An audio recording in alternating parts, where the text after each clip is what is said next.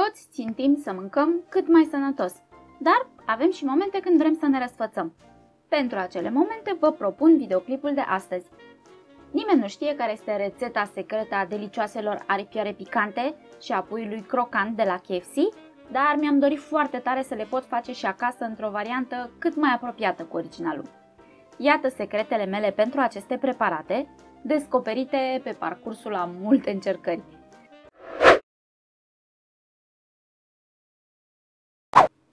Ingrediente: 500 de grame de inner file de pui, care se vinde și sub denumirea de mușchiuleți de pui, sau 500 de grame de aripioare de pui tăiate în două, 300 de ml de apă rece, 8 grame de sare, o linguriță cu vârf de boia iute, o jumătate de lămâie mică, 3 căței de usturoi zdrobiți, pentru crusta crocantă 200 de grame de făină, 8 grame de praf de copt, 8 grame de sare, o linguriță cu vârf de ardei iute piri-piri măcinat, o linguriță rasă de piper negru măcinat, apă rece și, în plus, ulei pentru prăjit.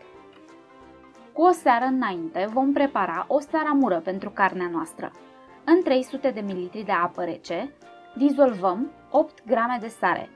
Veți fi tentați poate să folosiți în loc de apă lapte sau chefir sau iaurt de băut.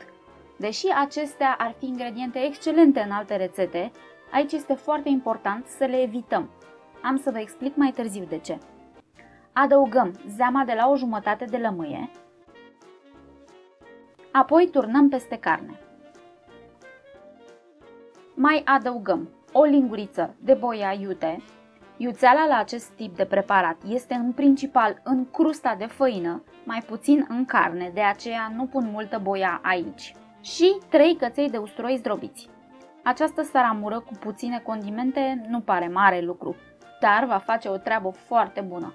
Apa cu sare și cu arome pătrunde până în interiorul țesutului de carne, nu stă doar la suprafață, ceea ce va face mușchiulețul de pui suculent și gustos pe de-a întregul. Punem o folie deasupra și lăsăm la frigider peste noapte. Dacă vrem să facem aripioare, procedăm exact la fel. Aveți grijă când alegeți aripioarele să le luați pe cele mai mici, pentru că în caz contrar trebuie să le țineți foarte mult la prăjit. A doua zi începem prin a pregăti mixul pentru crusta crocantă și pentru asta avem nevoie de o casoletă potrivit de mare cu capac etanș. În ea punem făina, sarea, piperul negru și, foarte important, praful de copt, ceea ce asigură o crustă crocantă, dar fragedă, nu tare ca scoarța de copac. Cel mai important secret al aripioarelor picante este ingredientul care le face iuți. Dacă am folosit boia iute, ar trebui să punem 2-3 lingurițe ca să ajungem la gradul optim de iuțeală, dar asta ar da o colorație prea intensă și un gust amărui. Trebuie folosit un ardei cu un grad de iuțeală foarte mare, precum piri-piri, din care să putem pune mai puțin. Acești ardei i-am măcinat în râșința de cafea și o linguriță cu vârf este exact ce trebuie, fără colorație și fără gust amărui. Așadar, adăugăm în făină și ardeiul iute piri-piri, închidem casoleta și o agităm bine ca să omogenizăm totul. Scoatem carnea din saramură. Punem mai multe bucăți în casoleta cu făină. Acoperim cu capacul și agităm foarte bine timp de 30 de secunde. Scoatem pe o farfurie, apoi procedăm la fel și cu restul. Acesta este primul strat de făină. Pentru al doilea strat, luăm bucățile de carne și le scufundăm într-un castron cu apă rece. După 20 de secunde le scoatem și le punem din nou în casoleta cu făină. Procedăm identic. Această tehnică cu casoleta nu se face doar pentru că este mai rapid și mai curat. Când agităm casoleta, bucățile de carne se lovesc între ele și de pereții recipientului, creând o crustă neuniformă cu aspect de solzișori. Și asta este exact ce ne dorim. Tot ce ne rămâne de făcut este să prăjim bucățile de pui.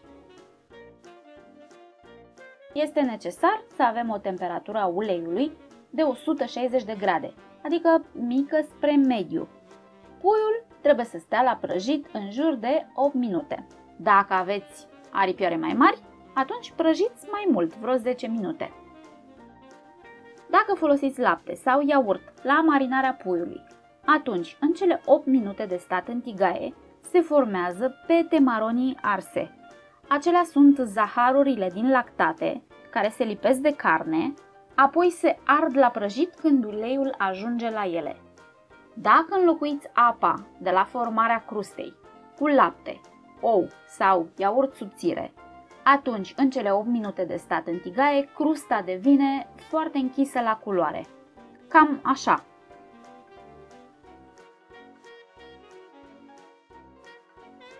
Vreau să vă arăt și interiorul, cam așa arată. Este foarte gustos și suculent. Și o aripioară, fierbinte. Cam așa arată. Cu mușchiulețul de pui putem să facem un hamburger. Eu îl fac așa. Iau o chiflă de hamburger pe care o tai în două și o prăjesc puțin. Pe o parte pun maioneză de casă, în care am adăugat un cățel de usturoi dat prin presă, felioare de castravete murat, felioare de ceapă roșie,